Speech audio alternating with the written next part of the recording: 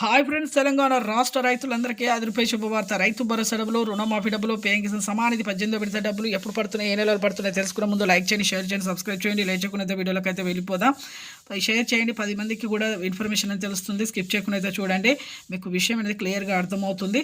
రైతు భరోసా డబ్బులు మీకు వానకాలము రైతు భరోసా డబ్బులు అయితే రాబోతున్నాయండి. ఇక 2 సీజన్ డబ్బులు 7,000, ఒక ఎకరానికి 7,500 చొప్పున వానకాలం యాసంగి season, kharif rabi season 2 season డబ్బులు 15,000 రూపాయలు సంవత్సరానికి అయితే రాబోతున్నాయి. ఇక రుణమాఫీ డబ్బులు కూడా మీకు వేస్తున్నారండి.